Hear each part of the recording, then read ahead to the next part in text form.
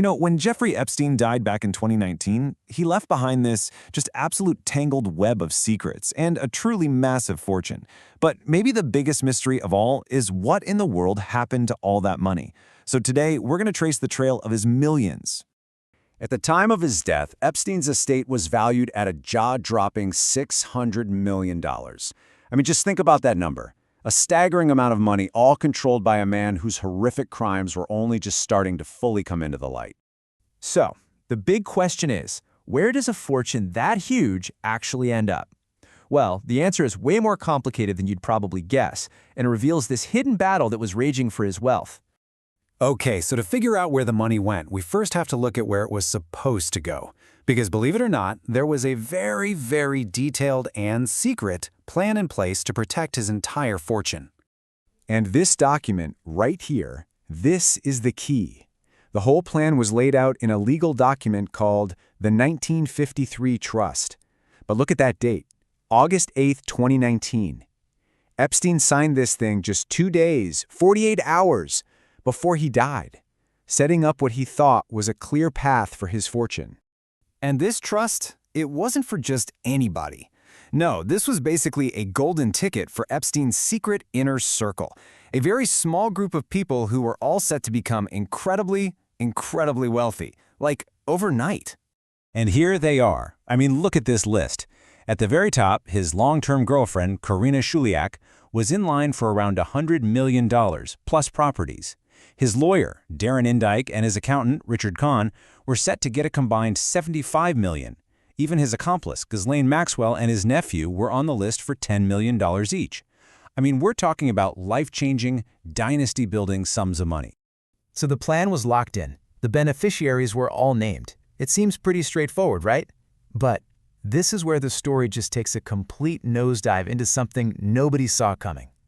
To this day, not one of the people named in that trust has received a single dollar of their intended inheritance. Not 1 cent. The entire secret plan completely, utterly fell apart. Which, of course, leads to the most logical question ever.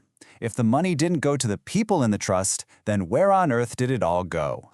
Well, the answer is all about the legal pecking order of payments. See, before any heir can get a dime, an estate has to settle all its debts. And Epstein's biggest, most important debt was to his victims, so they came first. After them, taxes and absolutely massive administrative and legal fees. And the intended heirs, they got pushed to the very, very back of the line. And this priority system, as you can imagine, had a huge effect on the estate. Let's take a look at how it caused that $600 million fortune to just, rapidly start to shrink. The biggest payout, by a long shot, went to the Victim Compensation Fund, more than $120 million. But on top of that, you had federal and local taxes, you had astronomical legal fees for the lawyers managing this whole mess, and then all the costs of just maintaining his properties before they could be sold. The fortune was just being drained from every possible direction.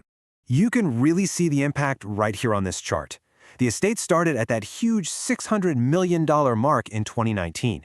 But after all those legally required payouts, it has just been whittled down to a tiny fraction of what it once was. And let's put some hard numbers on that. From roughly $600 million, all the way down to an estimated $120 to $150 million today. That is a staggering 75% drop in the estate's value. Just gone. So what about that leftover money? Surely now the heirs can finally claim what's left, right? Well, the story isn't quite over yet. There's one final twist. Even this much smaller pot of money is completely frozen.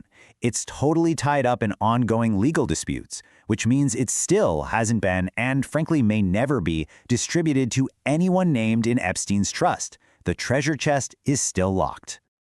So what do you make of it all? Was this a massive fortune built on crime that was ultimately dismantled by the very mechanisms of justice? The money trail tells a pretty fascinating story, one where legal obligations just completely bulldozed a secret plan, leaving behind a legacy that is worlds away from the one Jeffrey Epstein had intended.